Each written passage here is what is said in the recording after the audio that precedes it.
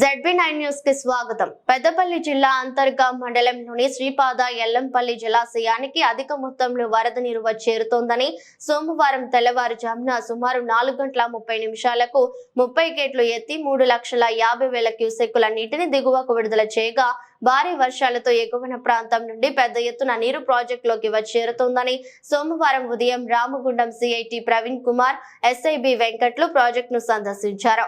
అనంతరం సిఐ మాట్లాడుతూ ఎల్లంపల్లి ఎగువ ప్రాంతం నుంచి అధిక వరద కారణంగా దిగువకు 5 లక్షల క్యూసెక్కుల నీటిని వదిలే అవకాశం ఉందని, కావున దీన్ని అందరూ గమనించి రహదారి గుండా వాహనాల రాకపోకలు నిలిపివేయడం జరిగిందని, అత్యవసరమైతే 100 ఫోన్ చేయాలని సూచించారు.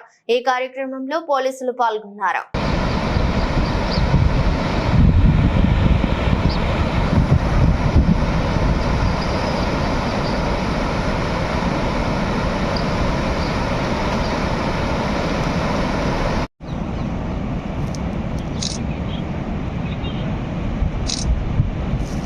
అందరికీ నమస్కారం అండి. గత 2-3 రోజుల నుంచి విపరీతంగా కురుస్తున్న వర్షాలకు మన అంతర్గా మండలికి అనుకున్నటువంటి ఎల్లంపల్లి డ్యామ్ కెపాసిటీ ప్రకారంగా నిండినది. ఇక్కడ 30 గేట్లు కూడా తీశారు. సో వాటర్ ఒక 5 లక్షల క్యూసెక్ నీళ్లు కిందికి వదులుతున్నారు. సో లోతట్టు ప్రాంతానికి ఉన్నటువంటి ఎవరు కూడా డ్యామ్ చూడడానికి కానీ చేపలు పట్టడానికి కానీ ఈతకి కానీ వెళ్ళకూడదు.